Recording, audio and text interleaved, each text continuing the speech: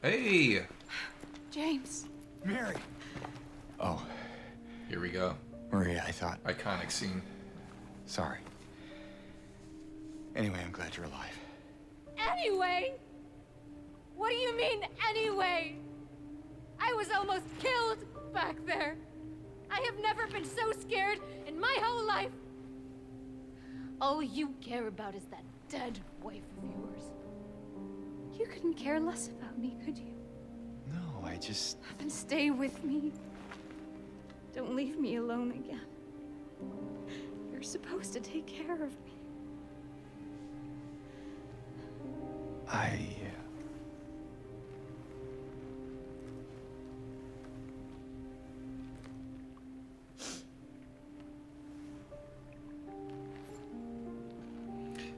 Listen to that. So what about Laura? Something I want to bring up later.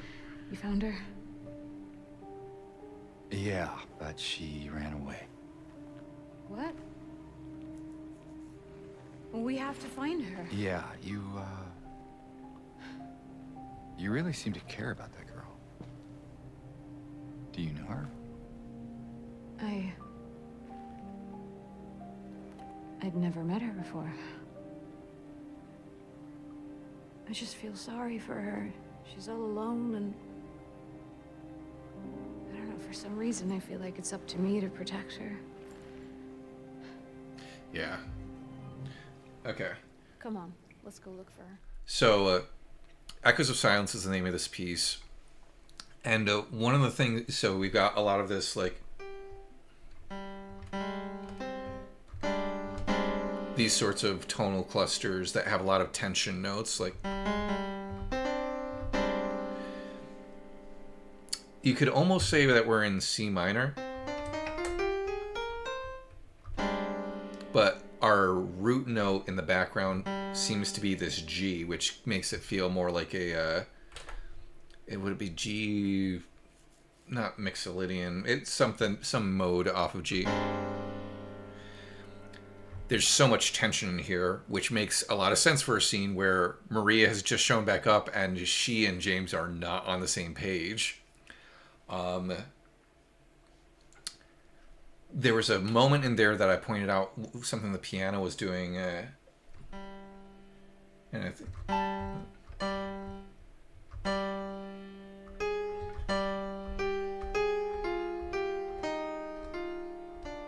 I think that's what the melody line is doing, or something close to it.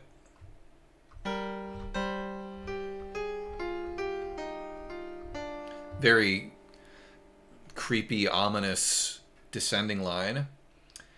The reason I wanted to point it out is it isn't this exactly, but it is very similar to me to a tool that a lot of composers in general will use.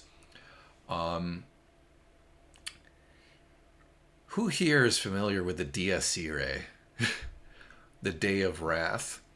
Dies Irae is a piece... I meant to look this up more specifically before I got on here, because Dies Irae is typically a movement in a Requiem Mass that literally translates to Day of Wrath, and I think it's supposed to be about like God's reckoning and stuff. It is famous in composing for specifically a setting of the Dies Irae. It's a text that gets set in a lot of different melodies and chord progressions and stuff, and it's set specifically to the one that most famous one. If we're playing in C minor, it goes. Yeah.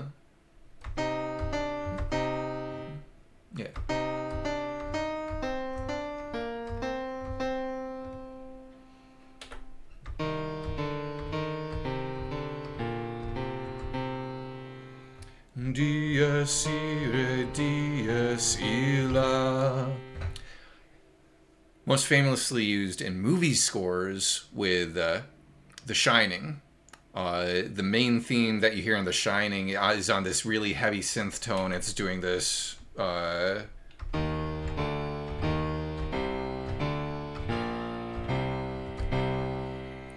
obviously sounds a little different on the piano, but it has become such a staple for composers when they want to evoke something ominous or wrathful or like death, honestly.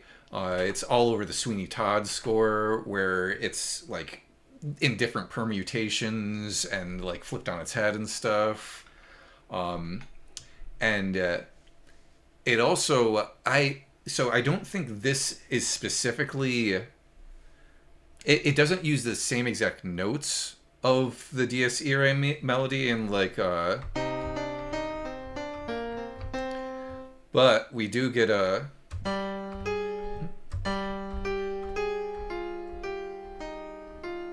it's the same number of notes, and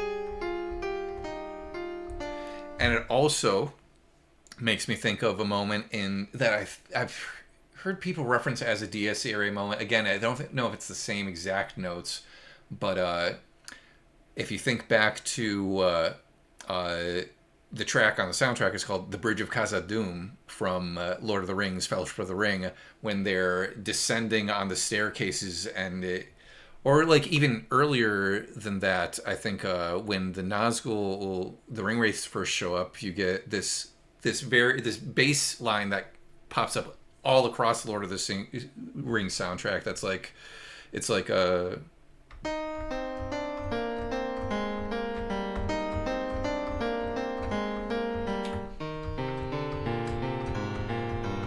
or Weathertop. That's what I'm thinking. Ding, ding.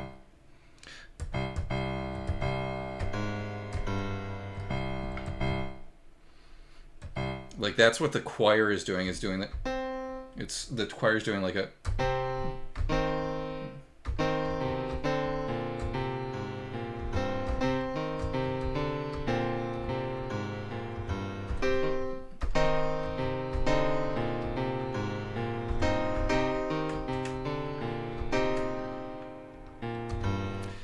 So, I bring that up just because like it's very interesting for him to if that is what he was using, it's very interesting for him to be using it in this moment where we have this moment of wrath from Maria.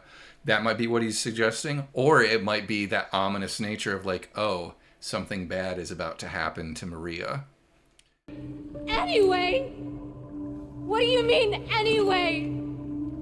Hey, Ian from the future here. I was all ready to upload. I had uploaded this video and was writing the video description for it, and I realized I still had to make a thumbnail for it. And then as I was making the thumbnail that you've probably already seen at this point, it hit me that there was stuff that I wanted to talk about with this piece that I hadn't talked about at this point, nor when I talk about it again towards the end of the game. People who have watched my stream, who watched my full playthrough, will know that that piano melody I point out, the and call like a Dies Irae reference. It's seems to more concretely be a reference to the piano melody from True at the end of the game. Just slowed down, where in that it's the we got it slowed down here. And I was basically just going to leave that as a revelation for when we got to the True video. But then as I was making this thumbnail for the video, and I was looking at this image of James and Maria, and the moment there where she's saying, "Stay with me, you're supposed to take care of me, you're supposed to protect me," it got me thinking so much more about the title of this track, Echoes of Silence.